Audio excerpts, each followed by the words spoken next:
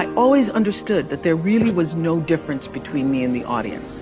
At times, I might have had better shoes, but at the core of what really matters, that we are the same. And you know how I know that? Because all of us are seeking the same thing. You're here at this fabulous school, and we'll go out into the world and each pursue based upon what you believe your talents are, what your skills are, maybe your gifts are, but you're seeking the same thing. Everybody wants to fulfill the highest, truest expression of yourself as a human being. That's what you're looking for. The highest, truest expression of yourself as a human being. And because I understand that if you're working in a bakery and that's where you want to be, and that may be what you always wanted to do, is to bake pies for people or bake cakes for people or to offer your gift, then that's for you. And there's no difference between you and me, except that's your platform. That's your show every day. So my understanding of that has allowed me to reach everyone. And there's no way that you wouldn't, because that's what I truly feel. The way through the challenge is to get still and ask yourself, what is the next right move? Not think about, I got all of this stuff. What is the next right move? And then from that space, make the next right move and the next right move. And not to be overwhelmed by it, because you know your life is bigger than that one moment. You know you're not defined by what somebody says is a failure for you, because failure is just there to point you in a different direction. If I leave you with nothing else, just know this for sure. There is not one thing that has ever happened to you, not one experience, not one encounter, not one crisis, not one joyful thing that hasn't happened just to make you better and help you rise. Every single thing you're calling in, whether you know it or not, when you figure out that you are calling it in, you actually start meditating or praying or doing or having a spiritual practice, which is the number one thing you need if you want to be successful in the world. You need something that gives back and nourishes you, regardless of what you call that. You need to fill your cup so that you can be so full, your cup runneth over and you have enough to give to other people. If you don't fill your cup, you end up dried up. You end up tired, exhausted, and don't have enough to give to other people. You end up resentful every time somebody asks you because your cup is empty and now they want some of yours. So your number one job is to fill your cup and make yourself whole. So for me, the foundational base of empowerment, of entrepreneurship, of any kind of engagement, the foundational base of my success, of my well-being, my wholeness, my everything is knowing who I am and where I come from. In my living room right now is a painting that I've owned now for 30 years. You can Google it. It's called To the Highest Bidder.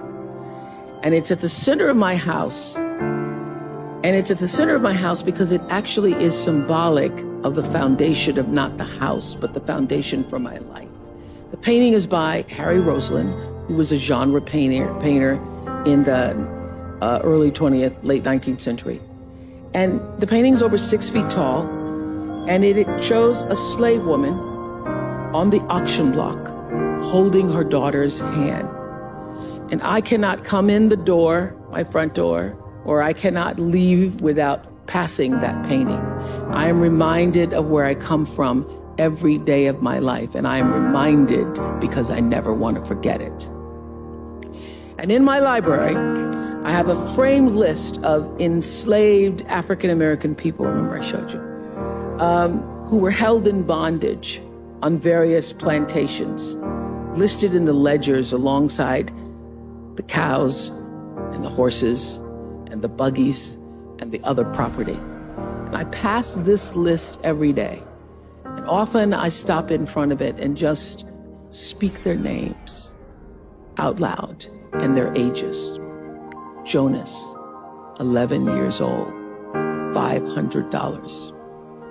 Sarah, 41 years old, $900. Elizabeth, 57, $800. And I force myself to consider the absurdity and the obscenity of prices being affixed to each one should they be placed up for sale. And I sometimes just pause before them with a prayer, particularly before I have to make a big decision about one of my companies or whether I move forward or whether I stay still. It reminds me, speaking those names out loud, not only of where I've come from, but how far I have to go because of them. And it reminds me that I am never alone. It reminds me of what I've come through to get through. I say to my girls all of the time that your real work is to figure out where your power base is and to work on the alignment of your personality, your gifts that you have to give, with the real reason why you're here. That's the number one thing you have to do, is to work on yourself and to fill yourself up and keep your cup full. Keep yourself full. Now, I used to be afraid of that. I used to be afraid, particularly from people who say, oh, she's so full of herself. She's so full of herself. And now I embrace it. I consider it a compliment that I am full of myself. Because only when you're full, I'm overflowing, my cup runneth over.